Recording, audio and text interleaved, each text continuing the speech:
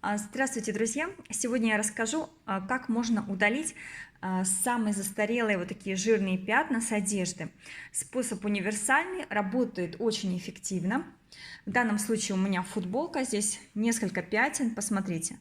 Я, конечно, стирала эту футболку в машинке, но пятна, конечно, не ушли, частично они посветлели, но толку, конечно, мало. И еще у меня такой очень экстремальный вариант. Две такие кофты.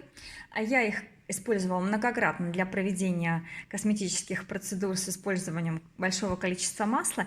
И горловина у меня вот промаслилась капитально. Вот посмотрите, чистый вариант, это низ кофты и горловина. И, конечно же, они очень сильно пахнут прогорклым маслом.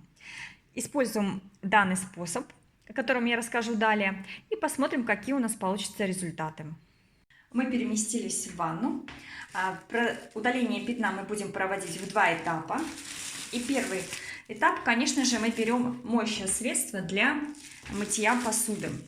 Это самое эффективное средство из всех, которые я вообще перепробовала. Оно наиболее мощно действует и удаляет жир.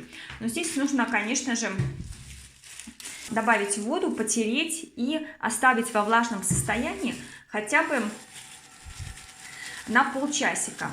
Если пятно очень жирное, то есть прям засаленная у вас одежда, как у меня другие две кофты, то лучше всего эту процедуру повторить несколько раз. То есть вы наносите, трете, ждете полчаса, потом все смываете и еще раз повторяйте.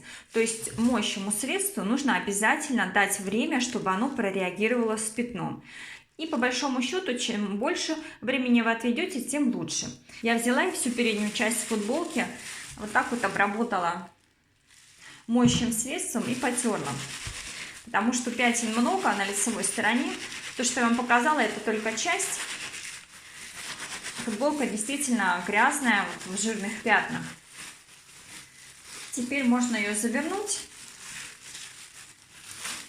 и оставить лежать. А теперь вот эти две кофты.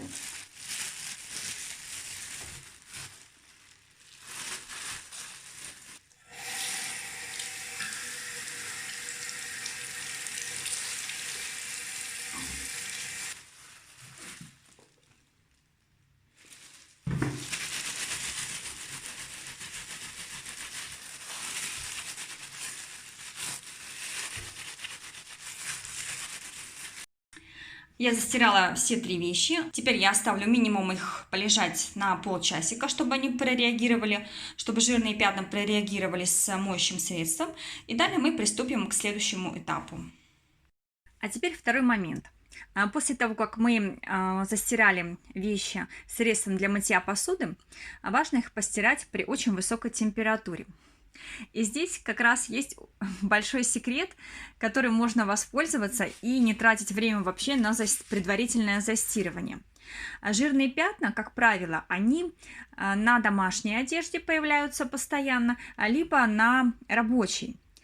И если вы будете эту одежду стирать при максимальной температуре 95 градусов в машинке, то даже не застирывая предварительно, у вас практически все пятна будут уходить за счет высокой температуры.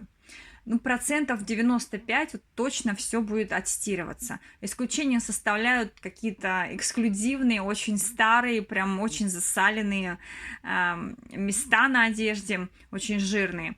А так, в общем, можно обойтись даже без средств для мытья посуды. Но опять же, домашняя одежда и рабочая одежда, ее не жалко постирать в машинке при 95 градусах. Ну, я стираю, как правило, хлопковые вещи из льна, также из вискозы.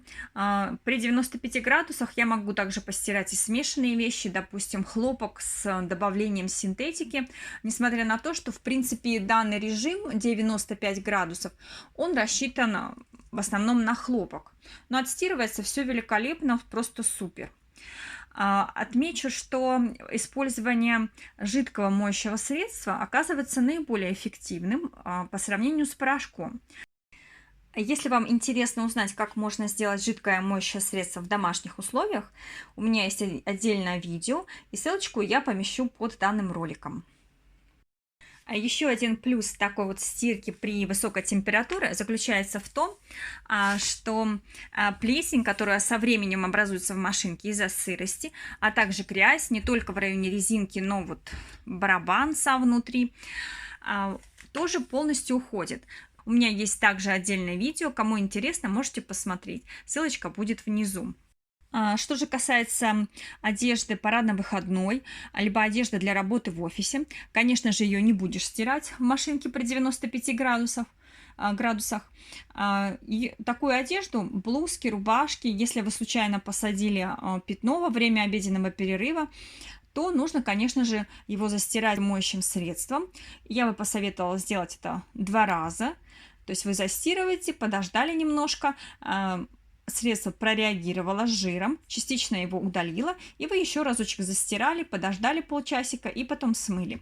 И после вот такой двухкратной процедуры нужно вещи опять поместить в машинку и постирать. Но также выбирайте максимальную температуру, допустимую для данной вещи. То есть с внутренней стороны вы найдете этикетку, на ней указана вот максимальная температура, при которой можно постирать. Как правило, это 40 либо 60 градусов. И я хочу отметить, что температура здесь играет одну из важных ролей, потому что при повышенной температуре моющее средство быстрее прореагирует с жиром и удалит его. По поводу моих вещей, 2 кофточки я их буду стирать при 95 градусах, а футболку я постираю при 60, и мы сравним результаты. Все вещи я постирала со средством для мытья посуды, застирала их дважды. И когда они высохнут, я вам покажу, что у нас получилось. Футболка высохла, я ее прогладила. Посмотрите, получился шикарный результат.